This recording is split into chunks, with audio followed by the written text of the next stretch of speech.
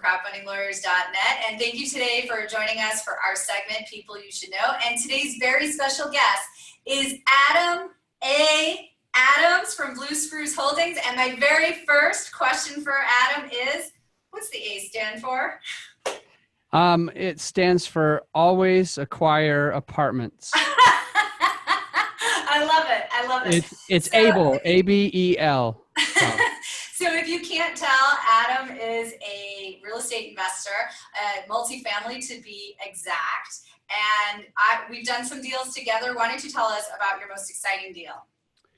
Oh, geez. The most exciting one is the one that's completely closed, even though it took forever. It felt like a roller coaster. And it took about 8 months to get that syndication totally closed. And, you know, the second most exciting one is the one that's about to close. So we're still raising funds for that one. But very good. It's going okay. The first one that was super exciting and already closed, what made it difficult? What made it exciting? What made it profitable? The profitability is from basically its cap rate, the income that we were able to purchase. Mm-hmm. And it's in an area that's growing. And so there's a lot of upside to it. As far, you said exciting, profitable. I might have missed difficult. Geez, DJ would be a really good person to get all the info on the difficultness because I kind of let him handle most of that. Sure. But there was a lot of stuff to do with the lender and it being our first full syndication. We bought several apartment buildings, but this is the first time we ever syndicated one. Mm-hmm. And basically qualifying for a full recourse $960,000 loan. They needed to basically put, you know, their rubber gloves on and give us exams. So. Oh no! So was doing a recourse loan, was that scary to you? Yes, a little. But it must have been necessary. You know what? If we could have just made the purchase price go up by $100,000, we probably would have rather done that. Wow, that's a big statement. Yeah, but it was fine. It was totally fine, and we'll be okay. And the numbers looks really, really good. And they say if you get a non-recourse loan and you make mistakes anyway, it's recourse. So. I don't know if the listeners are understanding that. If you make mistakes on on a non-recourse loan, they can come at you because you basically sign on the line saying that you're going to, keep the cap rate up. You're going to keep the DTI up. You're going to keep the debt coverage, service coverage ratio, above 1.2 or 1.25. And if you don't do some of those things, then they can do a full recourse anyway. So, whatever, we're good. You're just going for the long haul. But that's really cool. And I love that you took the risk anyhow, knowing that it was risky. And one thing, I follow you on Facebook. I'm a huge Adams fan on Facebook. Thank you. One thing I've noticed you have been doing a lot of is meetups, so much so that Meetup headquarters, Meetup HQ in New York City took notice and they asked you to come there. That's pretty amazing. So tell us what happened. I was actually really excited about that. I started a Meetup group. Oh my gosh. It's only been like 18 months. It was on a really, really snowy day. And I remember thinking I should cancel that Meetup group. So I'm driving in like 10 inches of snow. It's not driving. I'm sledding. Okay, in 10 inches of snow, and thinking I should just turn around and totally cancel this Meetup group. But I met DJ there. I met another business partner there that day. I ended up going through with it, and that Meetup group is the biggest, most active Meetup group in the entire state of Colorado. Not just for real estate, it's the largest Meetup group, and I think a big part of it's consistency.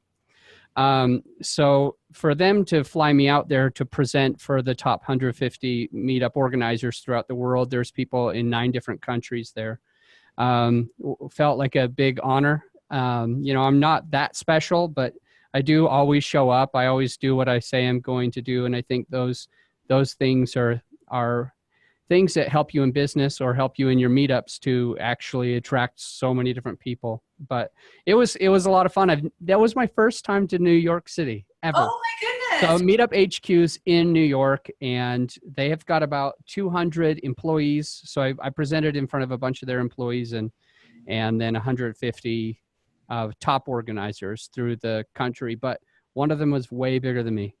This lady in India has 3 different meetup groups, and her smallest one has 20,000 members. Her smallest of 3. So anyway, I'm nowhere compared to her, but we do have a pretty good meetup group here in Denver. Okay, so you said a lot, and I have some questions now. Good. Okay, a lady in India, what are her groups about? Are they about real estate too? I didn't ask. I was actually more blown away by the numbers. Being like, how are you doing this? That's funny. Then trying to get the details of what she teaches there, because numbers matter to me. Like some people they lie and say that they don't care what their stats look like. I do care, and I'd very much like to get anywhere close to 20,000 in my biggest meetup, let alone my third smallest. Okay, I have a lot of questions. Okay. So now your meetups have proven very effective for you as a networker and finding, you keep mentioning DJ, that's DJ Scruggs, who's one of your partners. Yeah. And he, so you met him there and you met some other partners there, but what was the main reason that you started these meetups in the first place? Well, so I moved to Denver, brand new to Denver from Florida. And I also I had bought apartment buildings and land in the past, but I was saying, I'm going to get into fix and flips. This is going to be my life. And so I had been telling everybody that what I wanted to do, and everybody said, you need to network with other people that are doing it. So number one is someone said, you need to try Meetup. So I went on Meetup to try to find a group to join. And there's a lot of great groups. There's a lot of active groups out here in Denver for real estate, but they all had one thing in common.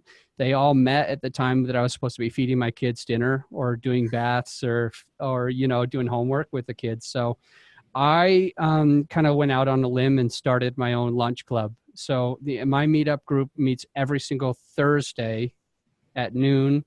We have up to 176 people every single week. So. Oh my goodness, that's great. So now you had said some very important things. I really feel like they bear repeating, and it's just so important in this day and age of where people are just inundated with information and choices. I think that's a huge thing is people have a lot of choices that they can make. And what separates us from the others in terms of being the choice that people make is something you said, consistency. Yeah, it's huge. So even when there's 10 feet of snow on the ground. 10 inches. Listen, I'm trying to make it sound better. If it was 10 feet, we wouldn't be talking right now. So even when there's 10 inches on the ground, you still show up and you're present and you provide. So now you started off just as a way to meet people and try to get into the industry you wanted to be in. Now what has that turned into? Has it turned into a profit center for you? Yeah, definitely. I don't sell anything at the meetups, and they are free, so anybody can come. However, because of running that meetup group, I partnered with DJ, partnered with a couple other people. I have 4 active businesses that make money. And I don't run the businesses. I basically do networking. That's my job. And so I have 4 really good partners running some active groups. So that's one of the parts of the profitability. Another part is because of the members in my group, I started a podcast, and that's been helping as well. Because of the members in my group, I moved into multifamily from those single family. I told you I wanted to get into fix and flips. I moved into syndications. That's been a big thing. But I've also raised almost $3 million so far. I mean, to date, that's about, in 18 months, I've raised $3 million. But as you pay out your investors, as you give somebody a distribution check, they'll tell their friends. So it might grow exponentially. So maybe next year, I'll think 3 million is nothing. But so far, it's been really, really good. I've been able to do a lot of fix and flips and a lot of apartment holds, single family holds and I haven't needed any of my money because I can partner with people and give them a good return as well. So it's been great. That's awesome. So I think there's something else you said in there as well, which is that you got all of these investors. I want to make sure I understand this. You got a bunch of investors just from networking at these meetups that you created. So you raised $3 million from Meetup. Yep. That's amazing. Just from my meetups, yeah. And I want everybody in the audience to take note. Adam is already planning how consistent he is going to be with his distribution schedules and his reporting to investors. Keeping those investors happy just leads to more investors investing. It leads to happy investors investing more or investing in the future, and being consistent, not just with showing up at your meetups, but being consistent with your investment and your investors' money is vital as well. So yeah, really great information. Now, you talked about a podcast, and what can we find on this podcast? So it is the Creative Real Estate Podcast. So there's things that we'll learn like syndications. There's other things like lease options, subject to. We even go a little bit into self-directed 401ks, QRPs, that type of stuff. Being able to basically, whenever you come into a situation, a roadblock, and we basically find ways of going through it, around it, over it, under it. So basically never saying no to a deal, always saying, how can I? What is the way? There's always a way. So it's just, let's find that way to make this deal done. I want to buy apartments. I don't have very much in the bank. So we'll close on several $1 million this year anyway, because we find a way through it, around it, under it, over it. You know what I mean? That's awesome. Okay, but I'm going to give you a little hint now. Because although I agree with pretty much everything you just said, sometimes you should say no to the deal. Okay. Okay, but you don't have to say no. There's always a way. But you're absolutely right. I think I'm totally teasing. That's really great. So what's the most creative way you've seen a deal get done, or heard about a deal get done, or you did a deal? Maybe the most creative way that I've heard about somebody doing a deal was there was a semi-truck coming through Denver, and the semi-truck had a whole bunch of flowers, roses, and they were live roses with the roots and everything intact. And they were trying to make their destination, but the snow was horrible. So they had product that was just going to die. And so somebody came in, and this is called trading. So it's like a real estate trade. So they found a way to make the bank win, to make this guy coming through the Denver win, to make the snow not be a big deal, for them to be able to have a down payment. And what ended up happening, in short, is that the bank took it as a down payment. Mm-hmm. And then they gave away these roses to people that were opening up new what are they accounts at the bank. And so anyway, the deal got done, and this guy didn't have to waste his roses. So it's just thinking outside the box, is saying, how do I make something positive out of this scenario? And I've done several little ones myself, but nothing really that crazy. Nothing with roses. Yeah.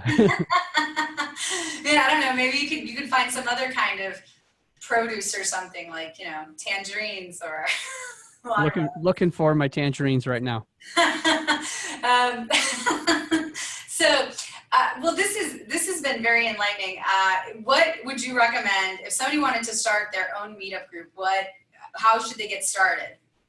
When is this going to air? When would you like it to air? Well, if they text the word meetup to 555-888, mm-hmm. We do have the 6 main things that helped me get my meetup group. I didn't have those prepared for you. Yeah. Joe Fairless has asked me to put something up for him.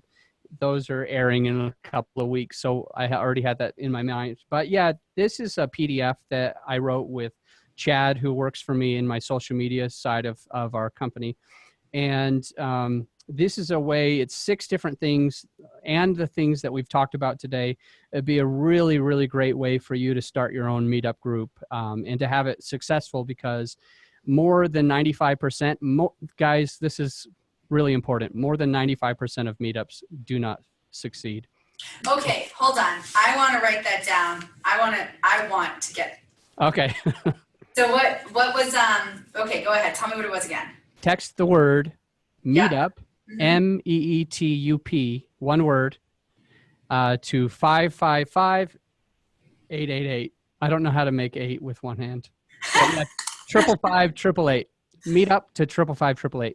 Oh, I love it. I love it. So, all right, awesome. Now, we always end these with asking our guest which book they recommend. Now, you can recommend anything. I know you have kids, and what I've been reading lately is the Harry Potter series, and I highly recommend them. So it could be anything you want. Yeah, I'm one of those dyslexic ADD entrepreneurs who doesn't really read. So on my podcast, I get people telling me all sorts of good books, and I just, look at it. But I have read one book that, other than like religious books, that really changed my life. And it was Rich Dad, Poor Dad. Oh, awesome. And although you hear it all over the place, if there's somebody who has not yet read Rich Dad, Poor Dad by Robert Kiyosaki, you really need to. Oh, awesome, awesome, awesome. Thank you so much, Adam. And, if I could tell you, I started doing Audible. Okay. So, yeah, I'm always on those podcasts, listening to Joe Fairless and everybody else's. Sure, absolutely. Podcasts, As a matter of fact, my partner, Jean Trowbridge, is going to be a guest on Joe's show tomorrow. So, okay. Good. Excellent. Well, thank you so much. I want to remind everybody that my special guest today was Adam Adams from Blue Spruce Holdings. Adam, one more time, where can they find your podcast? Maybe the easiest way is just to type in realbluespruce.com. Awesome. Real like real estate, blue the color, and spruce.com. That'll just take you to our page, or just type in on wherever you guys listen to podcasts. Just typing the Creative Real Estate Podcast. Awesome. Well, thank you so much for being with us today. And everybody, check out our other People You Should Know segments here on YouTube, and check us out at crowdfundinglawyers.net. Bye.